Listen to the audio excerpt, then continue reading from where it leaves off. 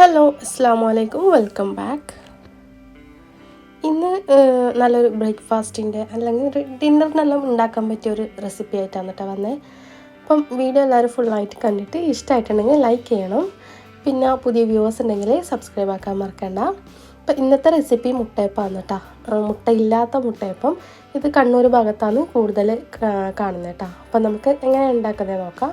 അപ്പം അതിന് വേണ്ടിയിട്ട് ഞാനിതാ ഒരു കപ്പ് നമ്മുടെ ദോശയൊക്കെ ഉണ്ടാക്കുന്ന അരിയില്ലേ, പച്ചരി, അത് ഞാൻ തലേന്ന് രാത്രി കുതിർത്ത് വെച്ചതാണ്. അപ്പോൾ ഇത് നല്ലോണം സോക്കായി വന്നിട്ടുണ്ട്. ഇനിയിപ്പം ഇതിൻ്റെ വെള്ളമൊക്കെ ഒന്ന് കളഞ്ഞിട്ട് ഒന്ന് അരച്ചെടുക്കണം. പിന്നെ മുട്ടയപ്പം ചുടുമ്പം എപ്പോഴും ഒരു മിനിമം ഒരു 5 മണിക്കൂറെങ്കിലും സോക്ക് ചെയ്യാൻ വെക്കണം കേട്ടോ. അപ്പോൾ ഇനിയിപ്പം ഇത് അരച്ചെടുക്കണം. അതിന് വേണ്ടിയിട്ട് ഇതിൻ്റെ വെള്ളമൊക്കെ കളഞ്ഞിട്ട് നമുക്ക് മിക്സിയുടെ ജാറിലോട്ട് ഇട്ട് കൊടുക്കുക. അപ്പം നല്ലോണം വെള്ളം കളഞ്ഞിട്ടൊക്കെ എടുക്കണം. എന്നിട്ട് നമുക്ക് ആവശ്യത്തിനുള്ള വെള്ളം ഒഴിച്ച് കൊടുക്കാം കേട്ടോ.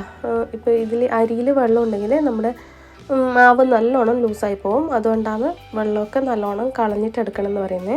എന്നിട്ട് ഇതുപോലെ മിക്സീൻ്റെ ജാറിലോട്ട് ഇട്ട് കൊടുക്കാം.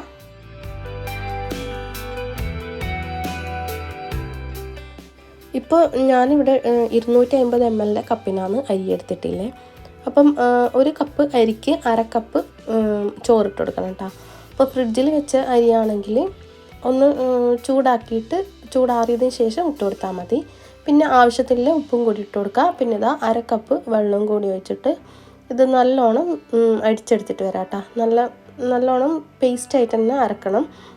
ചെറിയ തരി ഉണ്ടെങ്കിൽ കുഴപ്പമില്ല. അപ്പോൾ ഞാൻ നല്ലോണം അരച്ചെടുത്ത് വന്നിട്ടുണ്ട്. അപ്പോൾ ഈ ഒരു കട്ടിക്ക് തന്നെ വേണം. ഇനിയിപ്പം ഇതിലേക്ക് വെള്ളമൊന്നും ഒഴിക്കണ്ട കേട്ടോ.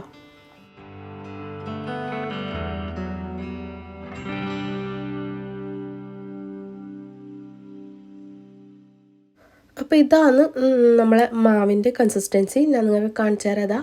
അപ്പോൾ ഇതുപോലെ ഉണ്ടാവണം. നല്ലോണം ലൂസും ആവണ്ട, നല്ലോണം കട്ടിയും ആവണ്ട. അപ്പോൾ കയ്യിൽ ഒന്നിങ്ങനെ തൊട്ട് നോക്കുമ്പോൾ ഇതുപോലെ ഉണ്ടാവണം കേട്ടോ. കൂടുതലായിട്ട് തരി വേണ്ട, ചെറിയ തരിയെല്ലാം ഉണ്ടെങ്കിൽ കുഴപ്പമില്ല. ഇനിയിപ്പോൾ ഇത് നമുക്ക് ചുട്ടെടുക്കാം. റെസ്റ്റ് ചെയ്യാനൊന്നും വെക്കണ്ട, അപ്പോൾ തന്നെ ചുട്ടെടുക്കുക. അതിന് വേണ്ടിയിട്ട് കുറച്ച് ഓയിൽ വെച്ചിട്ടുണ്ട്. വേണമെങ്കിൽ വെളിച്ചെണ്ണ യൂസ് ചെയ്യുക. ഞാനിപ്പം സൺഫ്ലവർ ഓയിലാണ് കേട്ടോ എടുത്തിട്ടില്ലേ. പിന്നെ ഇതുപോലെ നല്ലൊരു കുഴിയില്ലേ ചട്ടി വേണം വെക്കാൻ വേണ്ടിയിട്ട്. അപ്പോൾ ഒഴിച്ചിട്ട് ഒരു മിനിറ്റ് ആവുമ്പോൾ ഇത് താനെ പൊങ്ങി വന്നോളൂ കേട്ടോ. അതുവരെ ഒന്ന് തൊടാനോ ഒന്നും നിൽക്കണ്ട, അങ്ങനെ തന്നെ പൊങ്ങി വന്നോളൂ.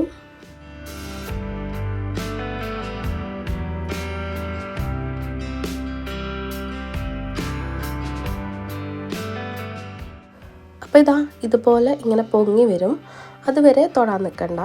ഒന്ന് പൊങ്ങി വന്നതിന് ശേഷം ഒരു 30 സെക്കൻഡ് വെച്ചതിന് ശേഷം ഒന്ന് തിരിച്ചിട്ട് കൊടുത്താൽ മതി. എന്നിട്ട് വീണ്ടും ഒന്ന് തിരിച്ചിട്ട് കൊടുക്കാം കേട്ടോ. എന്നിട്ട് കോരി മാറ്റിയാൽ മതി. അതുവരെ നമ്മൾ ഒന്ന് ടച്ച് ചെയ്യാൻ നിൽക്കണ്ട. ഇതുപോലെ പൊങ്ങി വന്നതിന് ശേഷം ഒന്നിങ്ങനെ തിരിച്ചിട്ട് കൊടുക്കുക. പിന്നെ കൂടുതൽ കളറ് ചേഞ്ച് ആവണ്ട. ഇങ്ങനെ വൈറ്റ് കളറിലല്ലേ ഉണ്ടാകല് മുട്ടപ്പം. അപ്പോൾ ഇതുപോലെ തന്നെ ഇനി ബാക്കിയുള്ളതും കൂടി ചുട്ടെടുക്കാം. പിന്നെ ലോ ഫ്ലെയിമിൽ ഇട്ടിട്ട് വേണം കേട്ടോ ചൂടാൻ.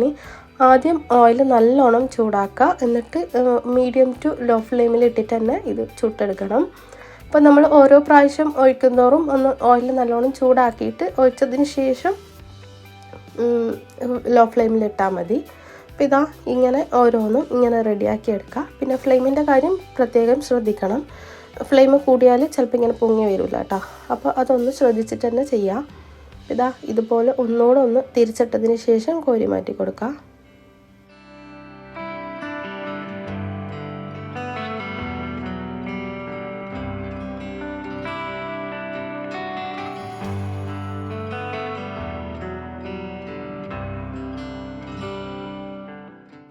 ഇനിയിപ്പോൾ നമുക്ക് ഇതുപോലെ തന്നെ ബാക്കിയുള്ളതെല്ലാം ചുട്ടെടുക്കണം. അപ്പം കുറച്ച് ടൈം എടുക്കും കേട്ടോ ചുടാൻ. എന്നാൽ ഈസിയാണ്, വലിയ പണിയൊന്നുമില്ലല്ലോ. ജസ്റ്റ് മാവൊന്ന് അരച്ചിട്ട് ഇങ്ങനെ എണ്ണയിലോട്ട് ഒഴിച്ച് കൊടുത്താൽ മതി. പിന്നെ ഈ പൊങ്ങി വരാനുള്ള കുറച്ച് സമയം എടുക്കും. അത്രയേ ഉള്ളൂ കേട്ടോ പണി. അപ്പോൾ എല്ലാവരും ട്രൈ ചെയ്ത് നോക്കുക. ട്രൈ ചെയ്ത് നോക്കിയിട്ട് ഫീഡ്ബാക്ക് അറിയിക്കുക. നല്ല ടേസ്റ്റാണ് കേട്ടോ. നമ്മൾ ഈ കാസർഗോഡ് ഭാഗത്തൊന്നും ഇങ്ങനെ അധികം ആരും ഉണ്ടാക്കലില്ല. കണ്ണൂർ ഭാഗത്താണ് കേട്ടോ ഇത് കൂടുതലും കാണൽ.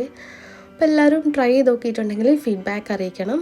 ഇതുപോലെ തന്നെ ഇനിയിപ്പം ബാക്കിയുള്ളതും കൂടി ചുട്ടെടുക്കാം. അങ്ങനെ ഇതാ ഞാൻ ഫുള്ളായിട്ട് ചുട്ടെടുത്തിട്ടുണ്ട്. ഇതിപ്പം നല്ല സോഫ്റ്റാണ് കേട്ടോ, അങ്ങനെ വലിയ ഹാർഡൊന്നുമില്ല. അപ്പോൾ ഇതേപോലെ തന്നെ ട്രൈ ചെയ്ത് നോക്കാം. ഞാൻ പറഞ്ഞ കുറച്ച് ടിപ്സെല്ലാം ശ്രദ്ധിച്ചാൽ പെർഫെക്റ്റ് ആയിട്ട് കിട്ടും കേട്ടോ. അപ്പം ഇത് ചിക്കൻ കറിൻ്റെ കൂടെയും പിന്നെ ബീഫ് കറിൻ്റെ കൂടെയെല്ലാം അടിപൊളിയായിരിക്കും. അപ്പം എല്ലാവരും ട്രൈ ചെയ്ത് നോക്കുക. ട്രൈ ചെയ്തിട്ടുണ്ടെങ്കിൽ ഫീഡ്ബാക്ക് അറിയിക്കുക. പിന്നെ എൻ്റെ ചാനൽ ഇഷ്ടമാവുന്നുണ്ടെങ്കിൽ സബ്സ്ക്രൈബ് ചെയ്യണം കേട്ടോ, മറക്കണ്ട. അപ്പോൾ വീഡിയോ ലൈക്ക് ചെയ്യുക, ഷെയർ ചെയ്യുക. അപ്പോൾ ഇൻഷാ അല്ലാഹ് ഇനിയും ഇതുപോലെ നല്ല നല്ല വീഡിയോസൊക്കെ ആയിട്ട് വരാം. അതുവരെ അസ്സലാമു അലൈക്കും.